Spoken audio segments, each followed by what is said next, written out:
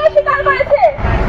সংগ্রামী বন্ধুগণ, আজকে আমরা এখানে চট্টগ্রাম বিশ্ববিদ্যালয়ের যে প্রক্টর ভিসি আছে তাদের পদত্যাগের দাবিতে দাঁড়িয়েছি এবং এই যে ছাত্রদের উপর স্থানীয় সন্ত্রাসের দ্বারা যে হামলা হয়েছে এইটার সুষ্ঠু তদন্ত এবং বিচারের দাবিতে দাঁড়িয়েছি। সংগ্রামী বন্ধুগণ, আপনাদের সামনে এই মুহূর্তে বক্তব্য নিয়ে আসবেন গণতান্ত্রিক ছাত্র কাউন্সিলের সাংগঠনিক সম্পাদক আবির স্যার।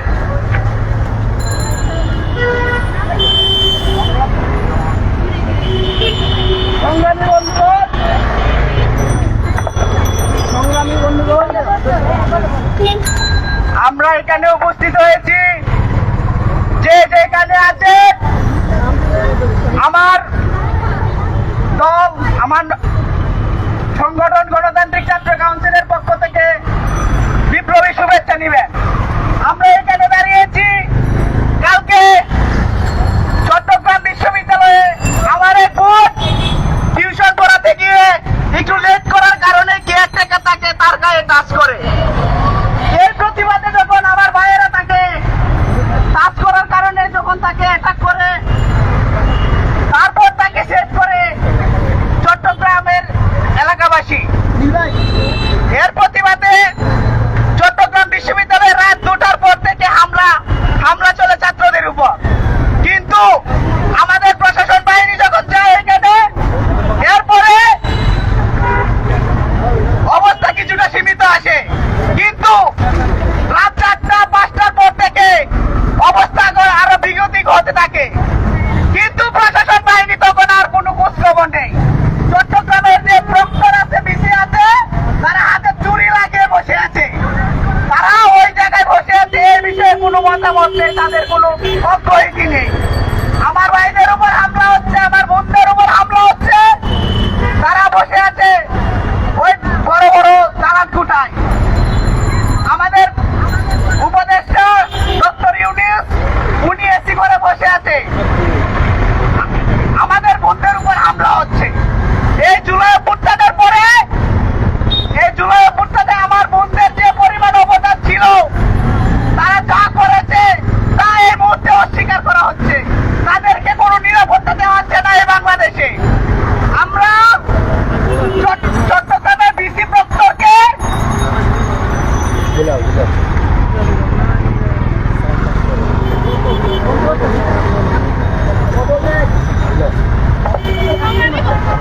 সংগ্রামী বন্ধুগণ, এই মুহূর্তে আপনাদের সামনে বক্তব্য রাখবেন মদনমোহন কলেজের শিক্ষার্থী শাহরিয়ার সাইদ।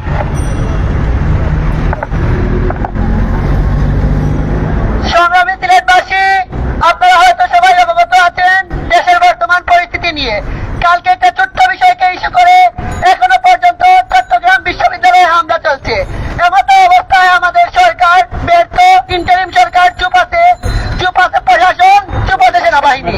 যেখানে সেনাবাহিনীর কথা বলা উচিত, এইখানে সেনাবাহিনী কথা বলে না, শুধু গায়ে দিয়ে টহল করে, কথাবার্তার কোনো খেয়াল নাই।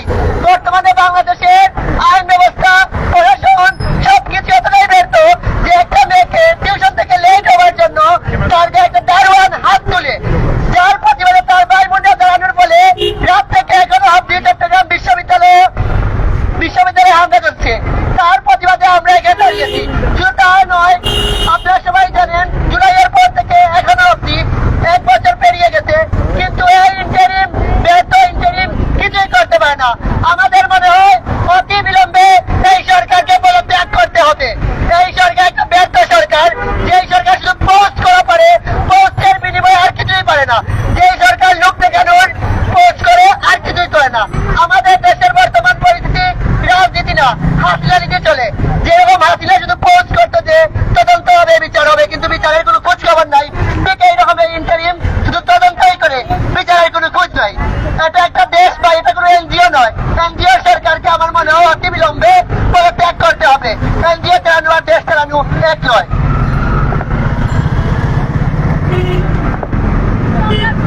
সংগ্রামী বন্ধুগণ, আপনারা শুনলেন আমার কলেজের শিক্ষার্থী বন্ধু কি বলেছেন।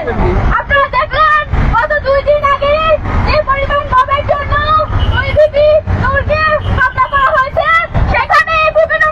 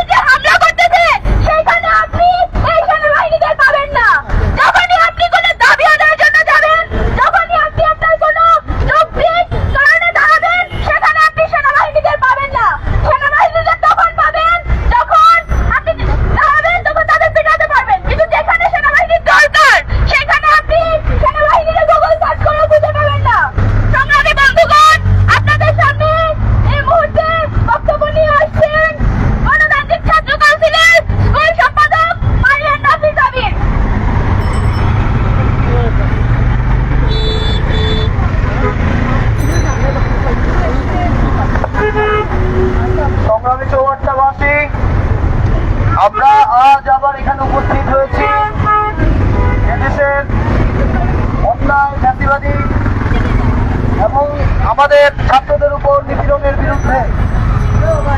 আপনারা সবাই জানেন চট্টগ্রাম বিশ্ববিদ্যালয়ের শিক্ষার্থীদেরকে নির্মমভাবে মারছেন চট্টগ্রামবাসী। তাদের এই চিকিৎসা এবং এই হামলার সময় যে আইন শৃঙ্খলা বাহিনী বলতে ইউনুস আমাদেরকে বর্তমানে সেনাবাহিনী দেখাচ্ছেন, এই সেনাবাহিনীদেরকে আমরা এই আইন শৃঙ্খলা দেখতে পাচ্ছি না। এবং রাতে যখন এই ঘটনা ঘটে তখন প্রক্টর ঘুমাচ্ছিলেন। আমরা 24-এর গণঅভ্যুত্থানের পরে প্রত্যেকটা বিশ্ববিদ্যালয়ে সুশাসন এবং এই দেশে আইন শৃঙ্খলা চেয়েছিলাম, তার কিছুই আমরা দেখতে পাচ্ছি না। দেখতে পাচ্ছি চট্টগ্রাম বিশ্ববিদ্যালয়ের শিক্ষার্থীদেরকে কিভাবে এলাকার মানুষ মারছেন এবং প্রক্টর, প্রশাসন এবং আমাদের ইন্টারিম শোক বার্তা সর্বোচ্চ প্রকাশ করছেন, তার বেশি কিছুই নয়। তো বন্ধুরা, আমরা এখানে আজ সবাই সমবেত হয়েছি, এই ব্যাপারে অন্যায়ের বিরুদ্ধে দাঁড়িয়েছি এবং সবাই আমাদের সাথে যোগ দিন। ধন্যবাদ সবাই।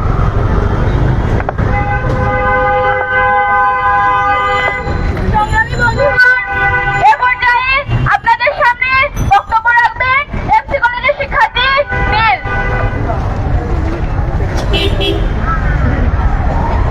আসলে আমরা রাজপথে না নামলে কোনো দাবি আদায় হয় না। এই চট্টগ্রাম বিশ্ববিদ্যালয় আপনি ঘুমিয়ে থাকেন আর আমাদের শিক্ষার্থীদের, আমাদের সহযোদ্ধাদেরকে হামলা করে গুন্ডা বাহিনী। আপনি এত বড় পক্ষর হয়ে কেন আমাদের শিক্ষার্থীর পাশে দাঁড়ালেন না?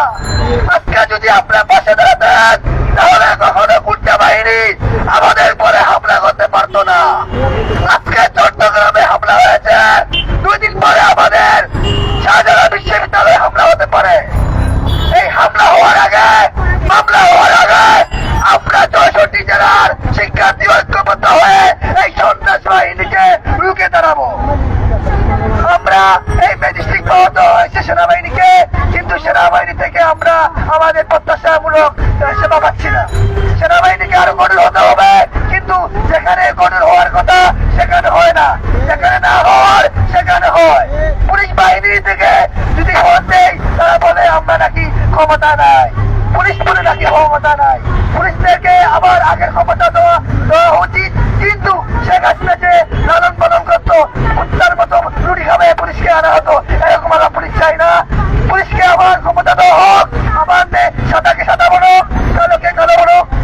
আর এই বলে আমার বক্তব্য।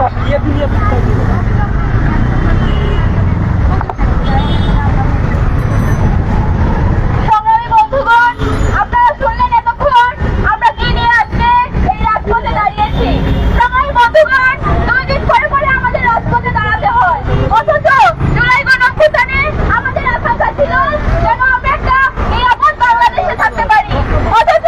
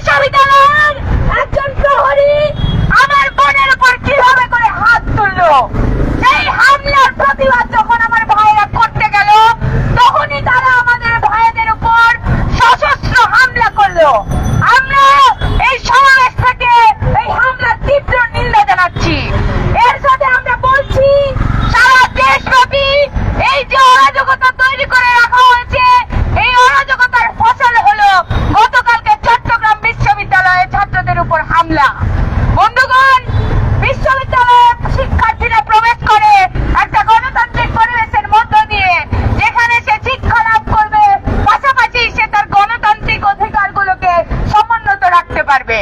কিন্তু আমরা যেটা দেখলাম যে বাংলাদেশের প্রত্যেকটা বিশ্ববিদ্যালয়ে মেয়েদের জন্য এক প্রকার সান্ধ্য আইন তৈরি করে রাখা হয়েছে। ছেলেদের জন্য সারা রাত হলে বেরোতে পারবে, বাইরে যেতে পারবে, তার প্রয়োজনীয় কাজ করতে পারবে, কিন্তু একজন নারী শিক্ষার্থী প্রয়োজনীয় সন্ধ্যা 7টা কিংবা 8টা যদি হয়ে যায় তাহলেই তার উপর নেমে আসে এক ভয়ঙ্কর পরিস্থিতি। এইরকম সান্ধ্য আইনের আমরা বাতিল চাচ্ছি।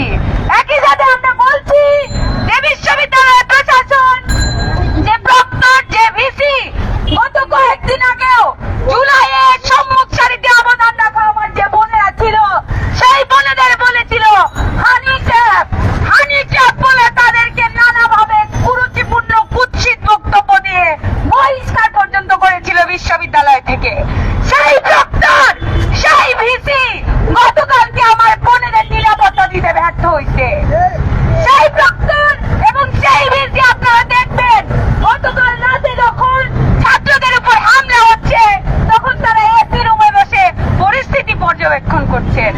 আমরা বলতে চাই আপনাদের আমরা পরিস্থিতি পর্যবেক্ষণ করার জন্য বসাই নাই। আমার টাকায় আপনি খান, পড়েন, আপনার সমস্ত ব্যয় নির্বাহ হয়, ফলে আমার সমস্ত গণতান্ত্রিক অধিকার, আমার সমস্ত রাইটসকে সমুন্নত রাখা হলো আপনার দায়িত্ব। আমরা এই সমাবেশ থেকে বলতে চাই, এই যে প্রক্টর, নির্লজ্জ ভিসি এই চট্টগ্রাম বিশ্ববিদ্যালয়ে এত ঘটনা হওয়ার পরেও মহাল তবিয়তে বসে আছে, সেটা কার ক্ষমতা বলে বসে আছে? আমরা দেখেছি এই যে অন্তর্বর্তীকালীন সরকার পরিচালিত হচ্ছে, একটার পর একটা মব সন্ত্রাস আমাদের সামনে আসতেছে। আমরা দেখতেছি যে মন্দিরে হামলা হচ্ছে, আমরা দেখতেছি বাজারে হামলা হচ্ছে, আমরা গত পরশুদিন দেখলাম মুক্তিযোদ্ধাদের উপর পর্যন্ত হামলা করা হলো। তাহলে এই যে পরিস্থিতি, এই পরিস্থিতিতে আইন শৃঙ্খলা বাহিনীর কাজ কি? আইন শৃঙ্খলা বাহিনীর কাজ হলো গণতান্ত্রিক অধিকার আদায় গিয়ে লাঠি পেটা করা।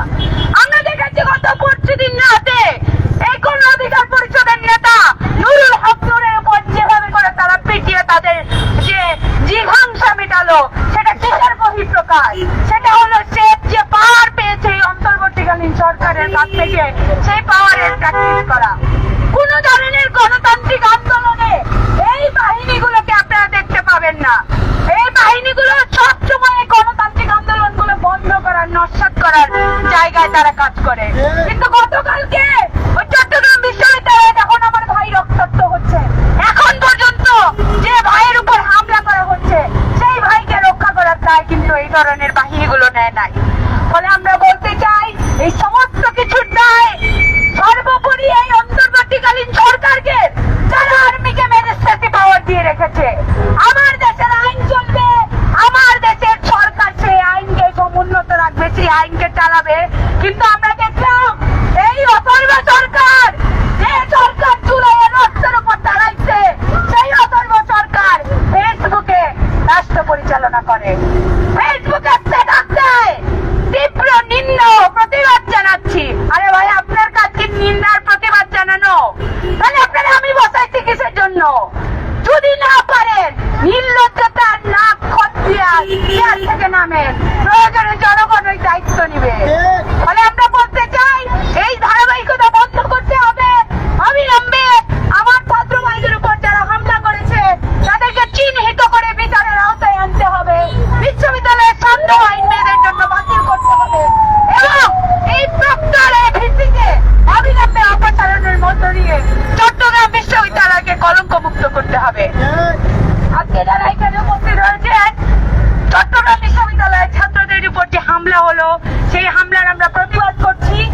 এই হামলা যদি অব্যাহত থাকে, এই খুনিদের যদি দৃষ্টান্তমূলক শাস্তির ব্যবস্থা না করা হয়, তাহলে আমরা আমাদের সিলেটবাসীকে একত্রিত করে চট্টগ্রাম বিশ্ববিদ্যালয়ের সংহতি রেখে এই আন্দোলন চলমান রাখবো এবং সেই আন্দোলনে আপনারাও সারথি হবেন, সেই আশাবাদ ব্যক্ত করে আমাদের এই সমাবেশের কাজ আজকে আমরা এখানেই শেষ করছি। সবাইকে ধন্যবাদ।